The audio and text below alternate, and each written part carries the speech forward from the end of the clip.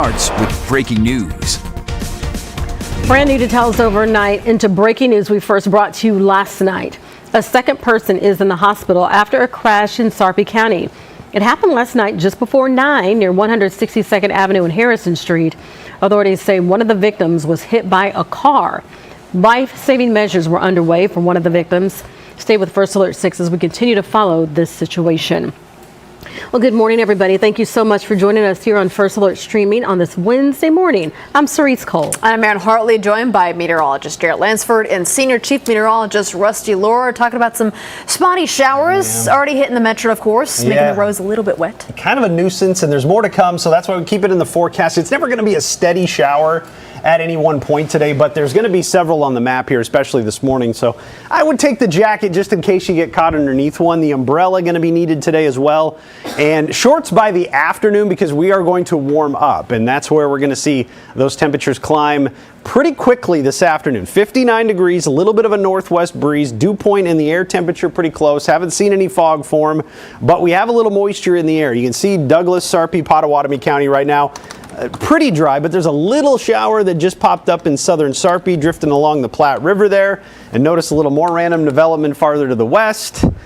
Every once in a while, there's been a little lightning try to show up in one or two of these, mostly down near the Kansas border, but you can see there's more trying to move in here. And this is just how random the map's going to look. A little less than yesterday, but there might be a few more downpours in these than what we had yesterday. Overall, though, humidity is going to go up. This you'll notice today. Dew points, again, right on the edge of pleasant and muggy right now. They go up into the afternoon, and we'll feel some of that humidity by the end of your workday. I guarantee it. We're right around 60 degrees by 8 o'clock with spotty showers still moving through 8, 9, 10. Don't be surprised if there's a stray rumble of thunder with some of these, but by noon, most of these are to the northeast, and then the rest of the afternoon fairly quiet. We'll keep a small rain chance in there through 2 because some of these thicker clouds might be a little unrelenting, but into the afternoon, surging into the 70s, some 80s to the south. That's the warmth that we get today, and we'll pair up some humidity with it. It won't feel like October today at all, into the afternoon especially. Then later on this evening, pretty quiet, and I think we should start off rain-free tomorrow morning with just some clouds around to start off the day on Thursday, and temperatures right around 60 to get going. The muggy meter tomorrow does the opposite.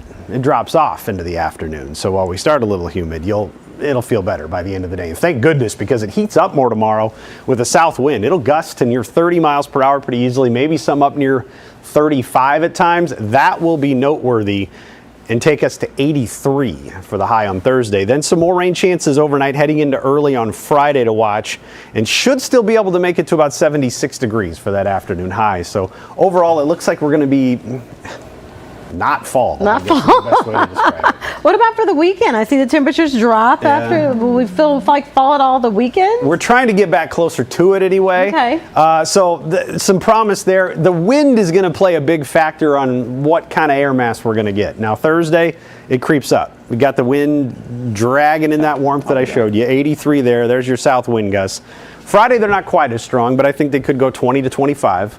Saturday, they flip, but it's not until late. So I think we get a chance to warm into the 70s. It's about 3 o'clock. Not much wind, but look what's lurking off to the west here.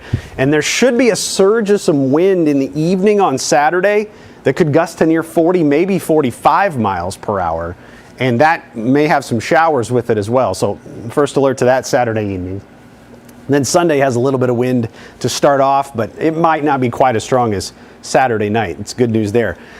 A couple little jumps there on the muggy meter, but once that wind flips on Saturday, that takes the humidity out, and it off the charts comfortable, it looks like, by the weekend and into the early part of next week. So 73 on Saturday, 65 for the high on Sunday, and you'll notice highs in the 60s and 70s next week looking pretty good. Morning lows in the 40s.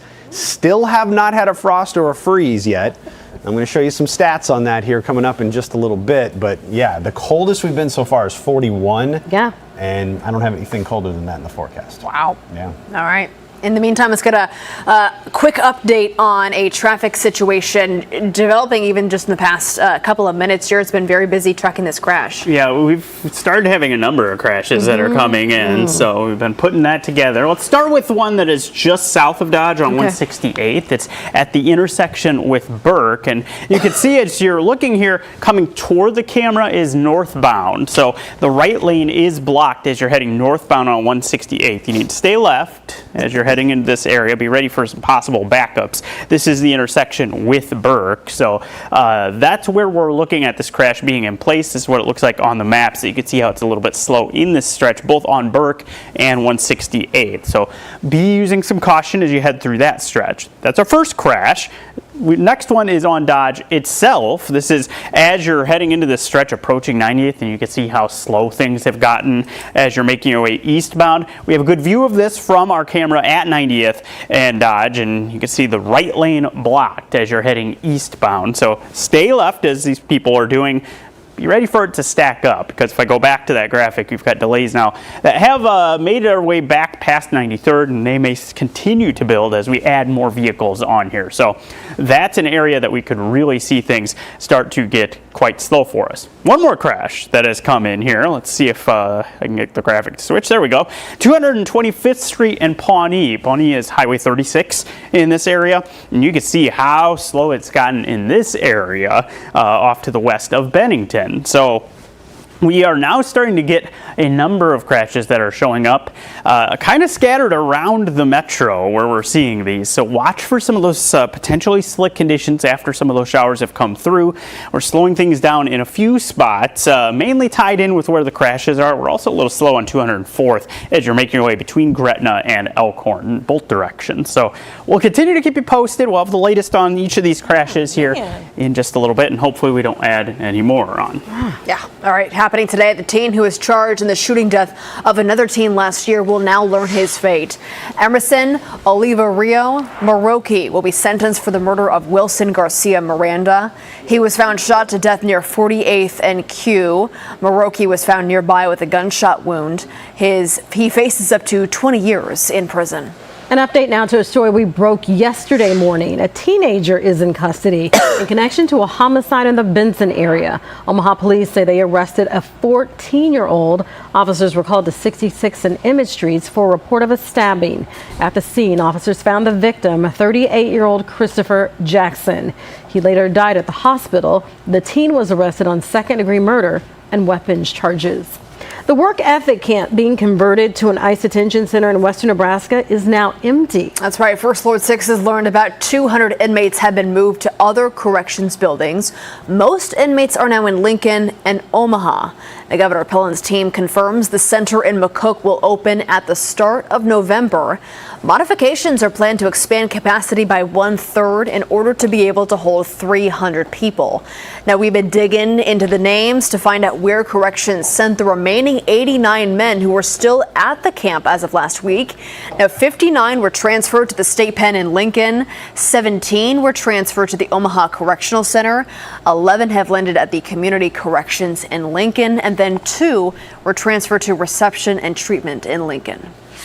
Erin, thank you. Now I'm here with Maria Kate at the safety desk. It can be hard to talk to children about cancer, especially if their parents are suffering from it, Maria. Really, really tough conversations. And the American Cancer Society says that it's important for parents who are going through that, or any loved one, to really just be open and honest with your kids when you are going through that cancer diagnosis.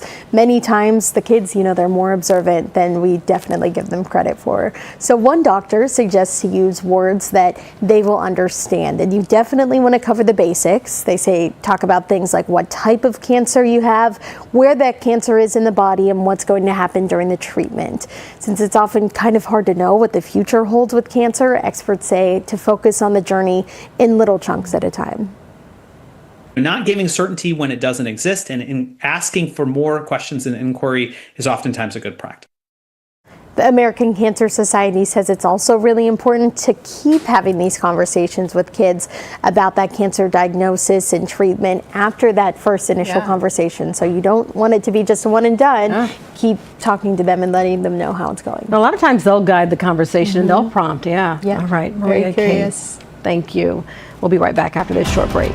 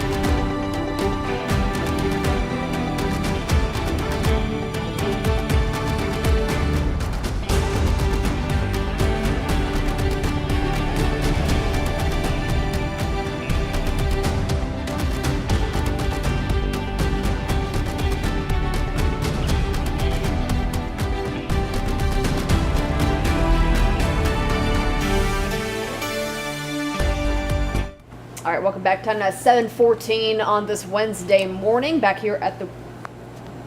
Good idea, turn your mic on sometimes. Oh, yeah, okay. Probably helps out. That's okay. Back here at the Live television. You do that all the time. Oh, I'm guilty of it. All right, back here at the Weather Center this morning. We've been seeing some of those spotty showers this morning. How long will those last, though? I think we're going to see some of these on the map all the way into the early afternoon hours. So first alert to that. Got a couple right now. They're very random, and you can't really tell exactly where they're going to develop. But the potential's there. These right now are mostly south of Highway 370 in Sarpy County and moving to the east. A couple more now have developed up near the Fremont area and moving to the northeast. So again, very random, but there's a couple of these even back here developing a little bit more around the York area. You take the even wider view and you can see they do eventually come to an end back here in parts of Kansas. So this is what we'll have to move through, then we'll warm up. And there are some warmer temperatures down to the south that'll follow these showers. So chances are low at any one point, but I think we're going to have some on the map into the afternoon hours. So the muggy meter behind all this will just go up and up. You'll feel the humidity into the afternoon. Yes, humidity in mid-October. It's a thing for about 24 hours because then tomorrow afternoon it'll drop off as the drier air shifts in. So you'll notice that a little bit more. Now tomorrow as well, the wind picks up and that's going to be a theme for several days. South wind gusts 30 to maybe 35 miles per hour out of the south. Like I mentioned on Thursday, out of the southwest on Friday, 20 to 25. Saturday they flip, but not until late. Now this is kind of something that developed over the last 24 hours. Pretty good surge of some wind Saturday night after sunset, gusting near 40 to 45. This is 9 o'clock in the evening, so your Saturday evening plans could be impacted by this, 40 to 45 with some of those gusts. And then they should back off a little bit on Sunday. Now, along with that, some rain chances. So stick with me here. After 83 for the high on Thursday and dry, we have some rain chances Friday. First alert to this little stripe of showers and more developing along it. So this would be a morning thing on Friday. It's 5, 6, 7 o'clock. And then move to the east, perhaps a few more behind that into the early afternoon. Should still be able to make it into the mid-70s. Then on Saturday, we're waiting until very, very late for some of these to move in. And you can see dry, sunshine, and then here comes that batch of showers that may line up with the wind. So a Saturday evening with some wind-driven light showers. Sounds incredibly fun, doesn't it? That's what you could head out to if you go out on Saturday night. So heads up for that one. Oh, we appreciate the heads up, Rusty. Meantime, you're still searching for that first frost. Is it anywhere on the horizon? Not to be found. No. Coolest number we have is the 42 Sunday morning. Okay. And then again, some low 40s late next week. We have not even hit the 30s yet. And if we get to Tuesday, which is October 21st, we're going to be in the top list here, the top 5 latest arrivals of a 30-degree temperature we've ever had. And then you got to start talking about frost being the latest arrival, freeze being the latest arrival. Those are deeper into November, but something we'll watch in the short term. Okay. In the meantime, let's get another update on that situation, that crash on Dodge. We're starting to see the traffic again slowing down. Yeah, that's the one where we're seeing the biggest delays right now is as you're approaching 90th. So a lot of people go through that intersection. And so as such, we're getting the backup starting to build. And as you look all the way to the edge of the screen, you can see vehicles extending in that direction and not moving very quickly. It's on the right-hand side where you have the lane blocked. So you need to stay left.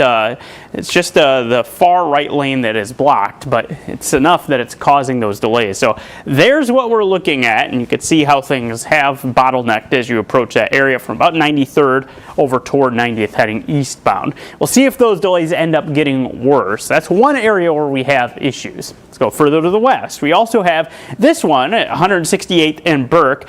It's starting to check up on what eastbound Dodge. I suspect that's our normal peak of the commute kind of delays that are starting to show up. They usually show up about this time, but it is a little bit slow at 168th and Burke still at this point. You can see the right lane remains blocked as you head northbound there on 168th at that intersection with Burke. So watch for that. That's something that you still need to navigate around. I know we have a lot of people who go around Village Point area, and that's something you'll need to watch for.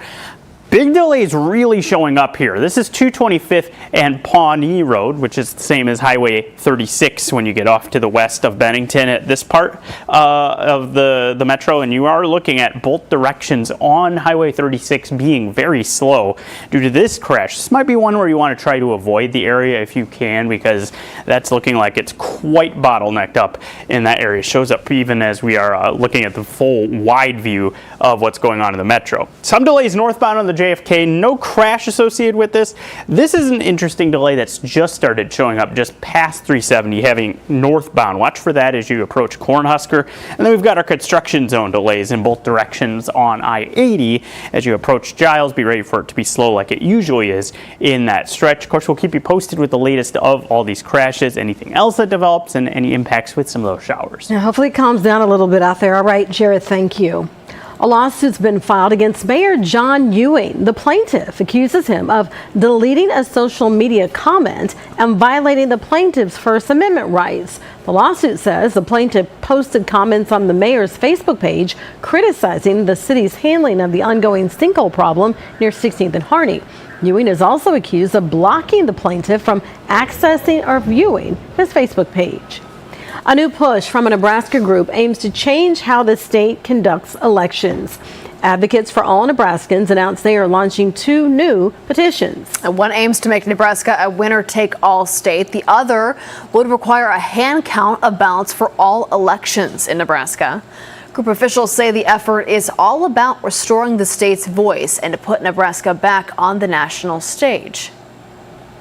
Some Nebraskans have literally seen their presidential voice silenced, not because they changed their vote, but because the district lines changed around them. Supporters of Nebraska's current electoral format say it brings in millions to the local economy, keeps Nebraska relevant, and forces presidential candidates to campaign here. Still ahead, step out in style with these boots with the fur. Okay, the game-changing collaboration that you never saw coming when we come back.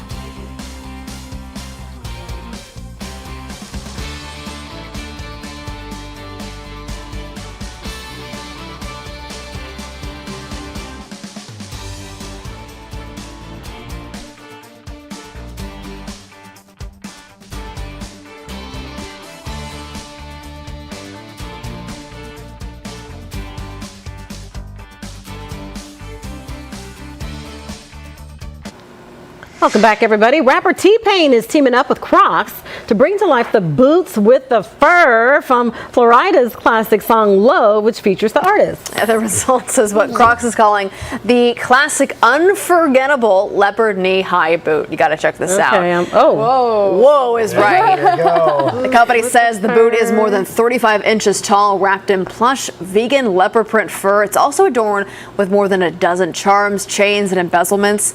The new boot will be available October 23rd on Crocs.com with a retail price of $159.99. That $159. is unique. I've never seen anything like that. What do you guys think? Yes? No? Maybe Honestly, so? thought it would be more. I think they're not going to last very long. I thought it'd be more fur. Yeah. I want to see T-Pain wear them. Oh boy. Yeah. Why is it a croc on the bottom? Is that the yeah, I thing? think so. Okay. Oh, gotcha. And I know this is now I a see. collab with Crocs, but when I hear the song, maybe I thought like a heeled boot, like a stiletto boot. Yeah.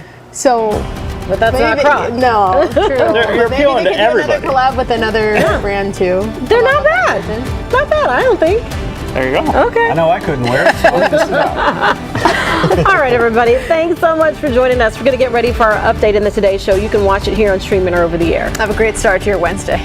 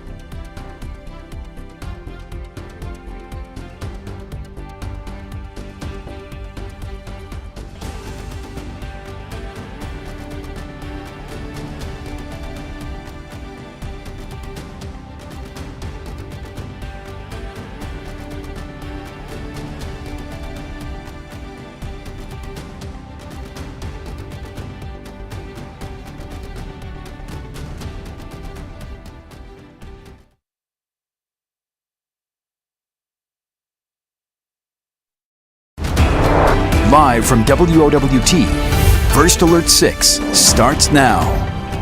Wednesday morning to you. It is 7:26. I'm Cerise Cole. And I'm Erin Hartley. Let's get another update on a situation on Dodge with Jared Lansford. Yeah, we've had a few different crashes, and one of them is at one of the busiest intersections in the metro as you're approaching 90th and Dodge. Now, the crash itself has just cleared. You can see there's still one vehicle over to the side, but all the traffic lanes now open, but there's been enough of a backup that we're looking at issues extending almost to 680 as you're heading eastbound, so be ready for delays there. A couple of the crashes real quick to touch on here. 168th and Burke, we still have northbound 168th with the right lane being blocked. You need to watch that area. 225th and Highway 36, you're looking at a crash west of Bennington as well. Rusty. Yeah, definitely picked up in the last hour. Thanks, Jared.